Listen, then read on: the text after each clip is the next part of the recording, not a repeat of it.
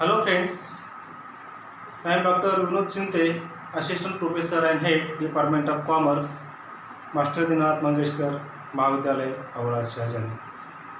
आज आपण एका इंटरेस्टिंग विषयावरती चर्चा करणार आहोत. Scope and objective of cost accounting. Scope आणि ऑब्जेक्टिव्ह याची चर्चा करत असताना आपल्याला सर्वात अगोदर कॉस्ट अकाउंटिंगची गरज किंवा नीड ऑफ कॉस्ट अकाउंटिंग याच्यावरती चर्चा करणं गरजेचं आहे की काय गरज आहे कॉस्ट अकाउंटिंगची किंवा कॉस्ट अकाउंटिंगची गरज का वाटली उत्पादकांना किंवा व्यावसायिकांना. हे आपण विचार करत असताना निश्चित स्वरूपातून आपल्याला फिनान्शियल अकाउंटिंगच्या काही लिमिटेशन्स समोर आल्या कारणामुळं कॉस्ट अकाउंटिंगची गरज भासलेली आपल्याला दिसून येते. जसं फिनान्शियल अकाउंटिंग हे हिस्टॉरिकल अकाउंटिंग आहे. हिस्टॉरिकल अकाउंटिंग म्हणजे काय, तर झालेल्या गोष्टीविषयी बोलणं म्हणजे इतिहासामध्ये बोलणं किंवा इतिहासाविषयी बोलणं किंवा हिस्टॉरिकल बोलणं असं आपण समजतो. नेमकं त्याचप्रमाणे झालेल्या आर्थिक व्यवहारावरून भाष्य करण्याचं काम फिनान्शियल अकाउंटिंग करतं. म्हणून फिनान्शियल अकाउंटिंगला हिस्टॉरिकल अकाउंटिंग म्हणतात. म्हणजेच जे ट्रान्झॅक्शन झालेले आहेत फिनान्शियल ट्रान्झॅक्शन्स वर्षभरामध्ये, त्या वर्षभरातील आर्थिक व्यवहारावरून व्यवसायाला लाभ झाला किंवा नुकसान झालं, म्हणजेच प्रॉफिट झालं किंवा लॉस झालं, हे सांगण्याचं काम फिनान्शियल अकाउंटिंग करतं. यामध्ये कुठेही धोरण नाही. पण झालेल्या व्यवहारावरून झालेले प्रॉफिट लॉस हे बरोबर आहे, हे ठीक आहे. पण व्यावसायिकाला काही वेळेस निश्चित स्वरूपातून भविष्यकालीन अंदाज देखील बांधावे लागत असतात. नेमकं त्याच ठिकाणी कॉस्ट अकाउंटिंग आपल्याला मदत करत असलेलं दिसून येतं. त्या ठिकाणी फिनान्शियल अकाउंट आपल्याला मदत करू शकत नाही, कारण ते कामही नाही आहे. फिनान्शियल अकाउंटिंगचं काम झालेल्या व्यवहारावरून तंतोतंतपणे लॉस झाला किंवा प्रॉफिट झाला हे सांगण्याचं आहे, आणि ते काम योग्यपणे फिनान्शियल अकाउंटिंग करत असलेलं आपल्याला दिसून येतं. म्हणून भविष्यकालीन अंदाज वर्तवण्यासाठी किंवा भविष्यकालीन निर्णय घेण्यासाठी कॉस्ट अकाउंटिंग आपल्याला मदत करत असतं. म्हणून कॉस्ट अकाउंटिंगची गरज आपल्याला प्रामुख्याने भासत असलेली दिसून येते. जसं आपल्याला एखादा टेंडर घ्यायचा आहे, आपण सातत्याने न्यूजपेपरमध्ये ऐकतो.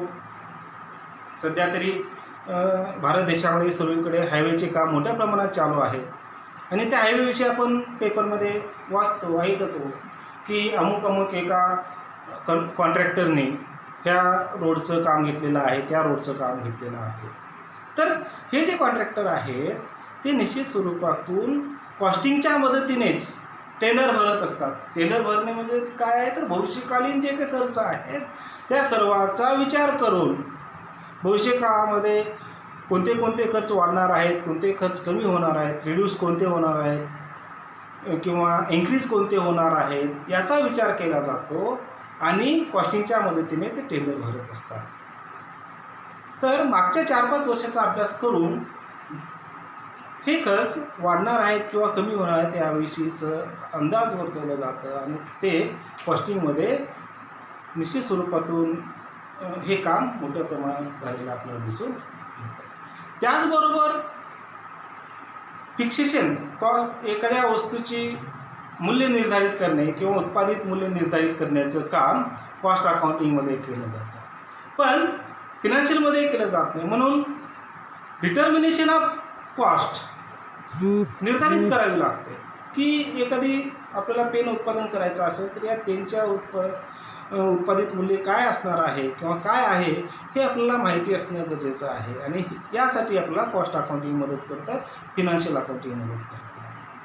त्याचबरोबर कॉस्ट कंट्रोल करण्याचं काम कॉस्टिंगमध्ये केलं जातं, पण फिनान्शियल अकाउंटिंगमध्ये केलं जात नाही. म्हणून आपल्याला कॉस्ट अकाउंटिंगची गरज भासते. तर या अशा या की लिमिटेशन फिनान्शियल अकाउंटच्या आपल्यासमोर आल्यानंतर आपण कॉस्ट अकाउंटिंग निश्चित स्वरूपातून आपल्याला व्यावसायिकांना मदत करते हे आपल्याला दिसून येतं. यानंतर आपल्याला चर्चा करायची आहे ऑब्जेक्टिव्ह ऑफ कॉस्ट अकाउंटिंग.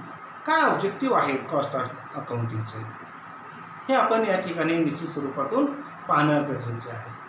तर कॉस्ट कंट्रोल करणं, कॉस्ट कंट्रोल करण्याचं मुख्य उद्देश हे कॉस्ट अकाउंटिंगचं आहे. कशा प्रकारे कॉस्ट कंट्रोल केलं जातं, तर प्रत्येक खर्चाचं बायफर्मिकेशन केलं जातं, विभागणी केली जाते आणि त्या विभागणी केल्यानंतर ते खर्च खरोखरच गरजेचे आहेत का, अत्यावश्यक आहेत का, त्या खर्चामध्ये काटकसर करता येऊ शकते का, या दृष्टिकोनातून विचार केला जातो आणि त्या खर्चावर नियंत्रण केलं जातं, कंट्रोल ठेवलं जातं. म्हणजेच जे ओव्हरहेड्स आहेत ते ओव्हरहेड्स आपल्याला कॉस्टिंगमध्ये 3 विभागामध्ये विभागलेले दिसून येतात, बायफर्मिकेट केलेले दिसून येतात. जसं पहिलं एलिमेंट आहे ओव्हरहेड्समधलं ते आहे वर्क्स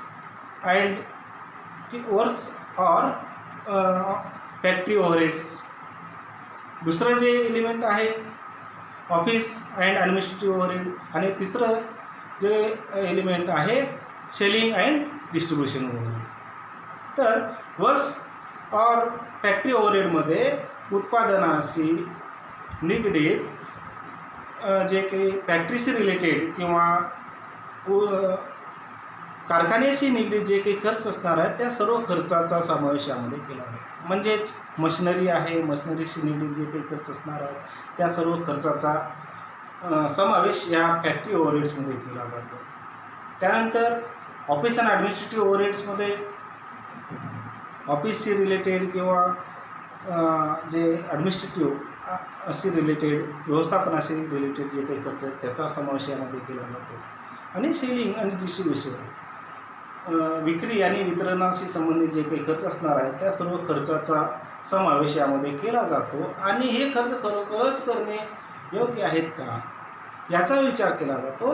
आणि तशाच प्रकारे यामध्ये कुठे काटकसर करता येते का, अपव्यय तरी कुठे खर्चाचा होत नाही ना, या दृष्टिकोनातून इथे विचार केला जातो आणि कॉस्ट कंट्रोल केला जातो. त्यानंतर रिडम्पशन ऑफ कॉस्ट. कॉस्टिंगचं रिडम्पशन करणं हे खूप गरजेचं असतं, कारण आजच्या स्पर्धेच्या युगामध्ये आपल्याला बाजारपेठेमध्ये जर टिकून यायचं असेल तर आपल्या उत्पादित वस्तूची किंमत ही स्पर्धकापेक्षा कमी असणं गरजेचे आहे, किंबहुना त्या स्पर्धक वस्तू बरोबर तर असणं गरजेचे आहे. जर आपली किंमत स्पर्धक वस्तूपेक्षा जर जास्त असेल तर निश्चित स्वरूपातून आपल्या वस्तूला मागणी असणार नाही आणि आपल्या वस्तूला मागणी नाही आहे म्हणजेच आपण बाजारपेठेच्या बाहेर फेकले जाण्याची शक्यता नाकारता येत नाही. म्हणून रिडम्पशन ऑफ कॉस्ट हे महत्त्वाचं ऑब्जेक्टिव्ह कॉस्टिंगमध्ये आपल्याला दिसून येतं की आपली उत्पादित वस्तू आहे, समजा ही पेन आहे, या पेनच्या उत्पादित वस्तूची जी किंमत आहे ती आपल्याला कमी करणं गरजेचे असते. ही कसं कमी केली जाते, तर जसं वस्तू बनवण्याचं, वस्तू उत्पादित करण्याचं कार्य कारखान्यामध्ये सातत्यपूर्वक चालू असतं, तसंच कॉस्टिंग रिडम्पशन करण्याचं किंवा कॉस्ट रिडम्पशन करण्याचं कार्य देखील कारखान्यामध्ये सातत्याने चालू असतं. त्यासाठी R&D केलं जातं, रिसर्च अँड डेव्हलपमेंट केलं जातं की आपल्या उत्पादित वस्तूची किंमत जी आहे ती कशा प्रकारे कमी करता येईल, कोणते खर्च कमी करता येतील. निश्चित स्वरूपातून प्राईम कॉस्टमध्ये जे आपण इन्क्लूड करणार डायरेक्ट एक्सपेन्सेस जे आपण फिनान्शियल अकाउंटमध्ये त्याला संबोधतो की raw material, labour, carriage inward वगैरे, यामध्ये आपल्याला कुठेही खर्च कपात करून चालत नाही, कारण त्यामध्ये जर खर्चामध्ये कपात केली डायरेक्ट एक्सपेन्सेसमध्ये तर आपल्या उत्पादनाच्या गुणवत्तेवर त्याचा डायरेक्ट परिणाम होतो आणि आपली वस्तू ही गुणवत्ता पूर्ण बनवू शकत नाही. म्हणून तिथे काटकसर करून चालत नाही. तर जे ओव्हरहेड्स आहेत त्या ओव्हरहेड्समध्ये निश्चित स्वरूपातून आपल्याला काय करता येऊ शकते, तर आपल्या खर्चामध्ये कपात करू शकतो किंवा काटकसर करता येऊ शकते. त्यासाठी कोणत्या विभागामध्ये आपल्याला काटकसर करणं गरजेचं आहे हे पाहिलं जातं. त्यासाठी आपल्याला कोणते खर्च आहेत हे माहिती असणं गरजेचं आहे. म्हणून बारक्यातल्या बारक्या खर्चाचं बायफर्मिकेशन कॉस्टिंगमध्ये केलं जातं आणि कॉस्ट रिडम्पशन करण्याच्या दृष्टिकोनातून कॉस्टिंगमध्ये आपण प्रयत्न करत असतो. त्यानंतरचं तिसरं जे ऑब्जेक्टिव्ह आहे, वैशिष्ट्य आहे कॉस्ट अकाउंटिंगचं, determination of selling price. Selling price निर्धारित करावी लागते. आत्ताच आपण पाहिलेलं आहे की कॉस्ट रिडम्पशन करणे आहे किंवा मग कॉस्ट कंट्रोल आहे.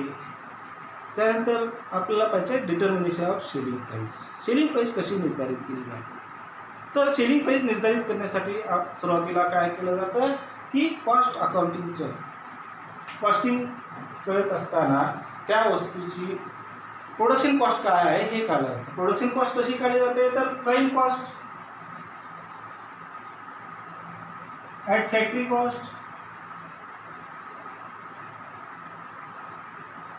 Factory on cost, add office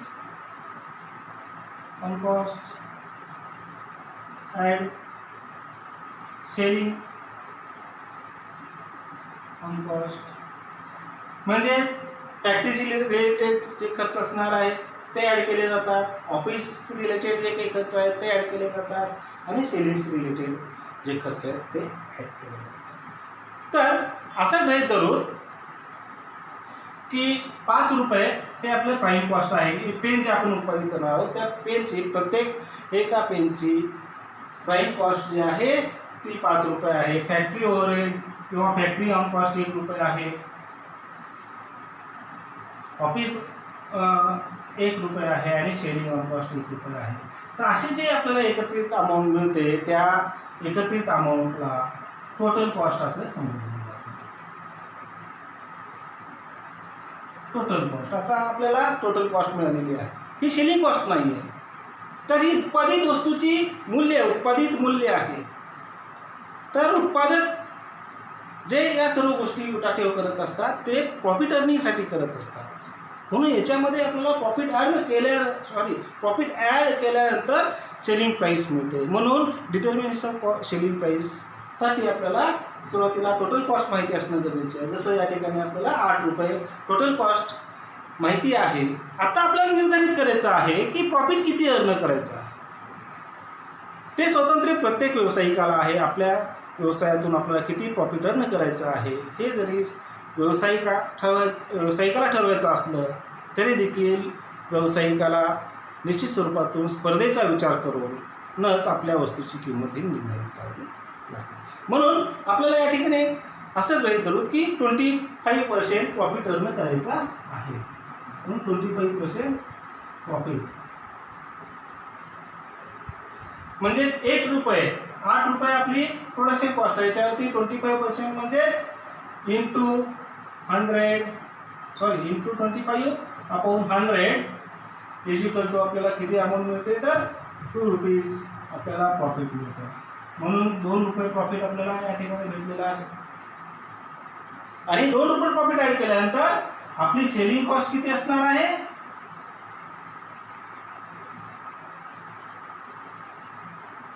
10 rupees 10 he selling price असणार आहे. म्हणून अशा प्रकारे निर्धारित केलं जातं डिटर्मिनेशन ऑफ सेलिंग प्राईस. बघा अशा प्रकारे सेलिंग प्राईस निर्धारित केली जाते. हे एक महत्त्वाचं उद्देश ऑब्जेक्टिव्ह कॉस्ट अकाउंटिंगमध्ये आपल्याला पाहायला मिळतं. त्यानंतर हेल्प ऑफ डिसिजन मेकिंग. व्यावसायिकांना वेगवेगळे निर्णय घ्यावे लागतात. दैनंदिन व्यवहार आपले चालवण्यासाठी दैनंदिन कामकाज पाहत असताना व्यावसायिकांना डिसिजन मेकिंगचं एक महत्त्वपूर्ण कार्य करावं लागतं. तर जसे आजच्या परिस्थितीशी निगडीत काही निर्णय आहेत ते निर्णय घ्यावे लागतात, तसंच भविष्यकालीन देखील निर्णय घ्यावे लागत असतात. आणि असे भविष्यकालीन निर्णय घेण्यासाठी उत्पादकांना कॉस्ट अकाउंटिंग ही सातत्याने मदत करत असते. कारण भविष्यात काय काय परिस्थिती असणार आहे, काय स्पर्धा असणार आहे, कोणत्या वस्तूची किंमत रॉ मटेरियलची किंमत कशी असणार आहे, लेबर चार्जेस काय असणार आहेत, ओव्हरहेड्सचे काय परिस्थिती असणार आहे, याचा सर्वांचा बारकाईने विचार करून भविष्यकालीन निर्णय घेण्यासाठी कॉस्ट अकाउंटिंग आपल्याला मदत करत असते. म्हणून भविष्यकालीन निर्णय घेण्यासाठी कॉस्ट अकाउंटिंग हे खूप मदतीला येत असलेलं दिसून येतं. त्यानंतर पर युनिट कॉस्ट काढणे. उत्पादकाला आपल्या उत्पादनाची किंमत निर्धारित करत असताना पर युनिट माहिती असेल तरच त्या पर युनिट म्हणजे एका युनिटला विकून किती प्रॉफिट कमवायचं आहे किंवा त्या एका वस्तूला विकायचं असेल तर ती वस्तू किती रुपयाला बनते हे आपल्याला माहिती असणं गरजेचं आहे. आणि त्यासाठी कॉस्ट अकाउंटिंग आपल्याला मदत करत असलेली दिसून येतात. त्यानंतर वेस्टेज कंट्रोल. वेस्टेज कंट्रोल करण्याचं महत्त्वपूर्ण कार्य कॉस्ट अकाउंटिंगला करावं लागत असतं. तर वेस्टेज कंट्रोल म्हणजे काय, मुळात वेस्टेज म्हणजे काय हे आपण पाहणं गरजेचं असतं. वस्तूची उत्पादन करत असताना त्या वस्तूला वेगवेगळ्या प्रोसेसमधून जावं लागत असतं.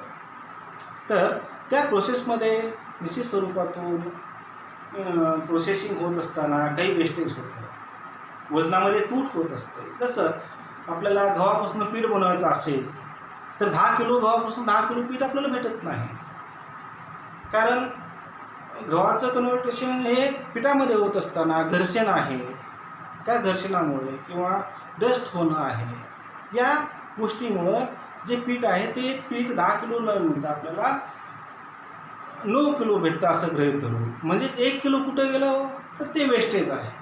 म्हणून उत्पादनामध्ये देखील असे वेस्टेज निश्चित स्वरूपातून येत असतात. तर जे अपेक्षित असे वेस्टेज आहेत, जसं 10 किलो गव्हापासून 9 किलो पीठ भेटणं हे अपेक्षित आहे, म्हणजेच 1 किलो काय आहे त्या ठिकाणी वेस्टेज आहे. हे 1 किलो वेस्टेज हे नॉर्मल वेस्टेजमध्ये आहे. जे अपेक्षित वेस्टेज आहे त्याला आपण नॉर्मल वेस्टेज असं गृहीत धरू कॉस्टिंगच्या भाषेमध्ये. आणि कधी कधी काय होतं किंवा 10 किलो गव्हापासून आपल्याला 9 किलो पीठ येणं अपेक्षित आहे, पण अनेक कारणामुळे इलेक्ट्रिसिटीचं फ्लक्च्युएशन आहे, त्या फ्लोर मिलवर जो कामगार आहे तो नवीन आहे, त्याला ट्रेनिंग नाही आहे, अनस्किल्ड आहे, ते जी चक्की आहे ती चक्की सर्व्हिसिंगला आलेली आहे, त्यामुळं जे पीठ आहे ते कमी आलेलं आहे, दर्जेदार आलेलं नाही आहे. तर ह्यामुळे वेस्टेज वाढतं आणि आपल्याला असं दिसून येतं की पीठ 9 किलो ऐवजी 8.5 किलो आलेलं आहे. तर हे जे अर्धा किलो पीठ आहे ते अबनॉर्मल परिस्थितीमुळं आल्यामुळं या वेस्टेजला अबनॉर्मल वेस्टेज असं समजलं जातं. आणि ज्या व्यवसायामध्ये असे अबनॉर्मल वेस्टेज असतात ते व्यवसाय निश्चित स्वरूपातून लॉसमध्ये जात असतात. म्हणून अशा अबनॉर्मल वेस्टेजवरती कंट्रोल करणं हे व्यावसायिकाचं खूप महत्त्वाचं कार्य असतं. म्हणून या ठिकाणी व्यावसायिकांना कॉस्ट अकाउंटिंग खूप मदतीला येतं आणि वेस्टेज जे आहे ते वेस्टेजवरती कंट्रोल करण्याचं कार्य कॉस्टिंगच्या मदतीने आपल्याला करत असलेलं दिसून येतं. तर अशा प्रकारे आपण कॉस्टिंगचे ऑब्जेक्टिव्ह पाहिलेले आहेत. यानंतर स्कोप पाहिजे आहेत की काय काय एरिया आहेत, कोणत्या कोणत्या एरियामध्ये कॉस्ट अकाउंटिंगला कार्य करावं लागतं, स्कोप काय काय आहे. तर आत्ताच वरी आपण पाहिल्याप्रमाणे कॉस्ट कंट्रोल करण्याचं काम कॉस्टिंगला करावं लागतं. ते प्रमुख कार्य आहे. कॉस्टिंग म्हटल्यानंतर कॉस्ट कंट्रोल आपल्याला सोडून चालतच नाही. म्हणून कॉस्ट अकाउंटिंगमध्ये जेव्हा स्कोपचा विचार करतो किंवा ऑब्जेक्टिव्हचा विचार करतो किंवा ॲडव्हान्टेजेसचा विचार करतो किंवा कॉस्ट अकाउंटिंगची नीड आपण पाहतो, तेव्हा सर्वात अगोदर काय येतं तर कॉस्ट कंट्रोल. कारण कॉस्ट कंट्रोल करणे हा मेन उद्देश आहे कॉस्ट अकाउंटिंगचा. आपल्या ज्या उत्पादित वस्तू आहेत त्या उत्पादित वस्तूचं जे कॉस्ट आहे, उत्पादन मूल्य आहे, त्यावरती कंट्रोल करण्याचं मुख्य कार्य कॉस्टिंगला करावं लागत असल्यामुळे ते आपण स्कोपमध्येही या ठिकाणी पाहणं गरजेचं आहे. कॉस्ट कंट्रोल जसं आत्ताच आपण वरी चर्चा केलेली आहे, ऑब्जेक्टिव्हमध्ये कॉस्ट कंट्रोल करावी लागत असते. आपल्या उत्पादित वस्तूला मार्केटमध्ये मागणी जास्त मोठ्या प्रमाणात मिळवण्यासाठी आपल्या वस्तूची सेलिंग प्राईस ही कमी असणं गरजेचे आहे आणि वस्तूची सेलिंग प्राईस कमी असेल तरच आपल्या वस्तूला मागणी जास्त असते. लक्षात घ्या की आपण कस्टमर म्हणून, ग्राहक म्हणून आपण पेन खरेदीला गेलेले आहोत. आपलं एक बजेट असतं आणि त्या बजेटनुसार आपण पेन खरेदी करत असतो. खूप चांगली पेन आहे पण 200 रुपयाची आहे, ती आपण खरेदी करत का हो तर नाही. विद्यार्थी म्हणून आपल्याला स्वस्तातली स्वस्त पेन हवी असते. म्हणून आपलं 10 रुपयाचं बजेट आहे, 10 रुपयाची पेन आपण खरेदी करतो. फक्त 10 रुपयालाच पेन आहे म्हणून आपण खरेदी करत नाही, तर त्या पेनमध्ये आपल्याला जी की गरज आहे ते गरज भागवण्याची क्षमता आहे किंवा नाही हे देखील आपण पाहतो. म्हणजेच क्वालिटी आहे किंवा नाही हे देखील पाहतो. म्हणून कॉस्ट कंट्रोल करणं आणि त्यासोबतच क्वालिटी देखील मेंटेन करणं हे कॉस्टिंगचं निश्चित स्वरूपातून कार्य असलेलं आपल्याला दिसून येतं. त्यानंतर रिडम्शन ऑफ कॉस्ट, सातत्यानं कॉस्ट रिडम्शन करणं गरजेचं आहे. कॉस्टिंगचा विचार करत असताना आपल्या उत्पादित वस्तूची किंमत सातत्याने कमी कसं केली जाईल हे उत्पादक कॉस्टिंगच्या मदतीने निश्चित स्वरूपातून करत असतात. त्यानंतर कॉस्ट ॲनालिसिस म्हणजे काय, तर जे कॉस्ट वेगवेगळे जे की कॉस्ट आहे त्याचं ॲनालिसिस केलं जातं. छोट्या विभागात विभागणी करून त्याचं ॲनालाइज केलं जातं. जसं इनडायरेक्ट एक्सपेन्सेस म्हणजे ओव्हरहेड्स जे आहेत ते 3 प्रकारात विभागणी केली जाते. Factory overhead, office and administrative overhead, selling and distribution overhead याचं बायफर्फिकेशन केलं जातं. फॅक्टरीशी रिलेटेड जे काही खर्च असणार आहेत ते सर्व खर्च फॅक्टरी ओव्हरहेड्समध्ये समावेश केले जातात आणि त्याच्यावरती बारकाईने विचार केला जातो. किंवा आपल्या मशिनरी आहे त्या मशिनरीला खूप मेंटेनन्स जात आहे समजा, तर ते मेंटेनन्स कमी करण्याच्या दृष्टिकोनातून विचार केला जातो. मशिनरी खूपच जुनी झाली असेल तर मेंटेनन्स खूप जास्त येतं, लक्षात घ्या. म्हणून अशा वेळेस जर खरोखरच ती मशिनरी बदलायची असेल तर बदलण्याचे निर्णय घेतले जातात. म्हणून बघा छोट्या गोष्टी मेंटेनन्ससारखे विषय आहेत तर खूपच मेंटेनन्स हे निघत आहे मशिनरीचं. त्यामुळं निश्चित स्वरूपातून उद्याला आपल्या प्रोडक्शनवरती देखील दुष्परिणाम होऊ शकतात. म्हणून कॉस्ट ॲनालिसिस करणं गरजेचं आहे. किंवा हे जी कॉस्ट होत आहे, जे खर्च होत आहेत, तर त्या खर्चाचं ॲनालिसिस केलं जातं आणि ते खर्च कसे कमी केले जातील या दृष्टिकोनातून कॉस्टिंगमध्ये खूप बारकाईने विचार केला जातो. त्यानंतर डिसिजन मेकिंग, भविष्यकालीन डिसिजन असणार आहेत, उत्पादनाशी रिलेटेड डिसिजन आहे, रॉ मटेरियलशी रिलेटेड आहेत. या असे एक ना अनेक निर्णय व्यवस्थापकांना घ्यावे लागतात. तर असे निर्णय घेण्यासाठी व्यवस्थापकांना कॉस्ट अकाउंटिंग मदत करत असते.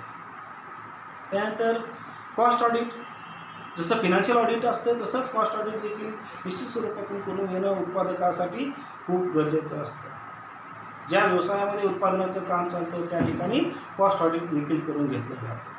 म्हणून तशा स्वरूपाचं कॉस्ट ऑडिट करून घेण्यासाठी कॉस्टिंगचे रेकॉर्ड आपण मेंटेन करणं गरजेचं आहे. प्रॉपर जसं फिनान्शियल अकाउंटिंगचे रेकॉर्ड आपण मेंटेन करतो,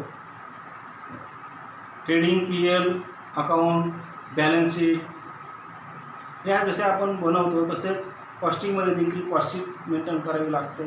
स्टोर लेजर अकाउंट मेंटेन करावं लागत असतं, प्रोसेस अकाउंट मेंटेन करावे लागत असतात.